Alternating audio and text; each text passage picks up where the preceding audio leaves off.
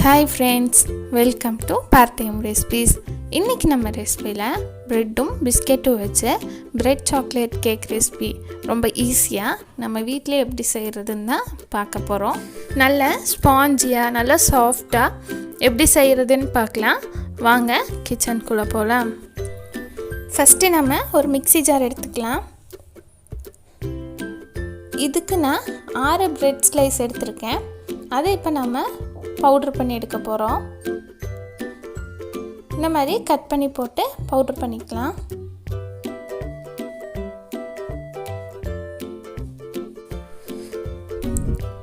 இப்போ எல்லாமே கட் பண்ணி போட்டோம். இதை நம்ம இப்போ பவுடர் பண்ணி எடுத்துக்கலாம். இந்த மாதிரி பவுடர் பண்ணி எடுத்துக்கலாம். இதுக்கு 1.5 கப் அளவு தான் நான் இந்த பிரெட் பொடி எடுக்க போகிறேன்.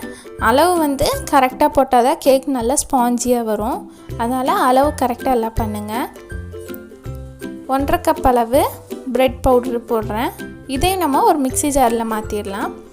நெக்ஸ்ட்டு அதே மிக்ஸி ஜாரில் சர்க்கரை 1/2 கப் அளவு சர்க்கரை நான் சேர்த்து இதையும் நம்ம பவுட்ரு பண்ணுறோம். இது கூடவே 4 ஏலக்காவையும் வாசனத்துக்காக நான் போடுறேன். வெனிலா எசன்ஸ்னால் வெனிலா எசன்ஸ் ஊற்றிக்கலாம்.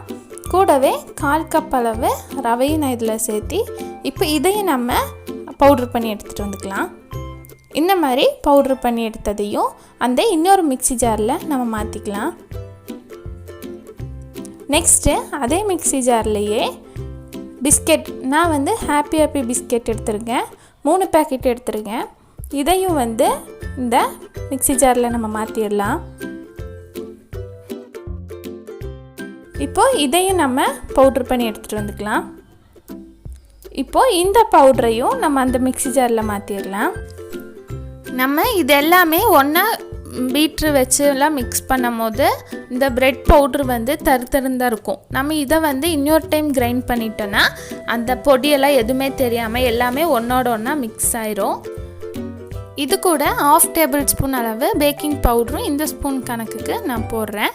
கூடவே கொஞ்சமாக உப்பு நமக்கு டேஸ்ட் ஃப்ளேவர் தெரியறதுக்காக. இப்போது 1 கப் அளவு பால் நான் இதில் சேர்த்து இதை நல்லா நம்ம அரைச்சி எடுத்துக்கலாம். இப்போ இதை நம்ம அரைச்சிக்கலாம். அந்த 1 கப் பாலும் இதுக்கு கரெக்டாக இருக்கும். இப்போது நம்ம அரைச்சிட்டோம் பாருங்கள். இந்த மாதிரி பதத்தில் இருந்தால் கரெக்டாக இருக்கும்.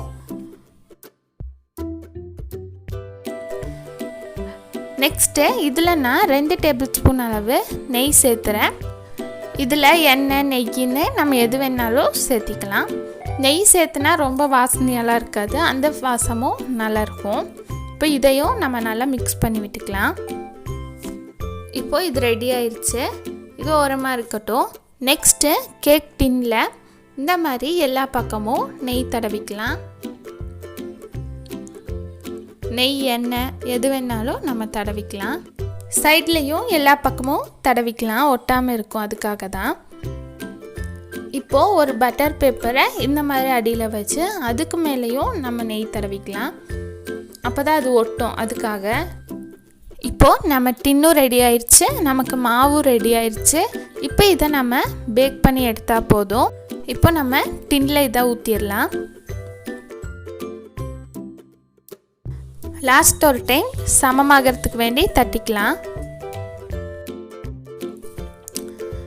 நெக்ஸ்ட்டு ஒரு கனமான பேனில் இந்த மாதிரி ஒரு ஸ்டாண்ட் வச்சு மூடி வச்சு ப்ரீஹீட்டில் வச்சிடலாம் ஒரு 10 நிமிஷம். இப்போது ப்ரீஹீட் ஆயிடுச்சு. இப்போ நம்ம டின்னை உள்ளே வச்சிடலாம். மூடி வச்சுருங்க. இது இப்போ நல்லா வேகட்டும். ஒரு 15 நிமிஷம் போல் கழித்து ஓப்பன் பண்ணி டெக்கரேட்காக பாதாமை 2 கட் பண்ணி மேலே சேர்த்துறேன்.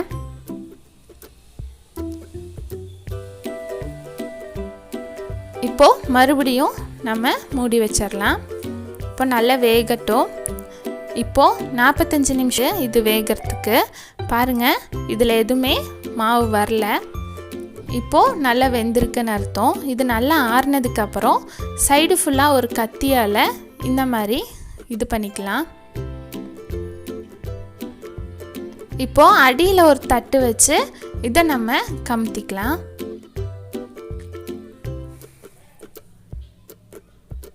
பாருங்கள் நம்ம கேக் வந்து ஒட்டாமல் கருகாமல் சூப்பராக வந்திருக்கு பாருங்கள். சூப்பராக இருக்குது, நல்லா வெந்திருக்கு பாருங்கள். இதுக்கு அளவு வந்து இந்த கேக்கை பொறுத்த வரையும் ரொம்ப முக்கியம். இப்போ நான் கட் பண்ணி காட்டுறேன் பாருங்கள்.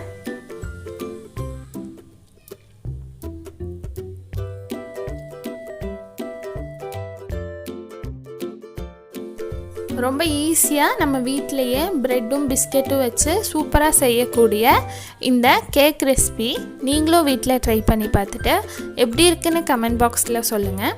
நம்ம சேனலை சப்ஸ்கிரைப் பண்ணாதவங்க மறக்காமல் சப்ஸ்கிரைப் பண்ணி கூடவே பெல் பட்டன் ஆலும் கிளிக் பண்ணிடுங்க. அப்போ தான் நான் போடுற வீடியோஸ் உங்களுக்கு தொடர்ந்து நோட்டிஃபிகேஷனில் வரும். இந்த ரெசிபி உங்களுக்கு பிடிச்சிருந்துச்சின்னா ஒரு லைக் கொடுங்க. இன்னொரு ரெசிபியில் நம்ம மீட் பண்ணலாம். ஓகே, பாய்.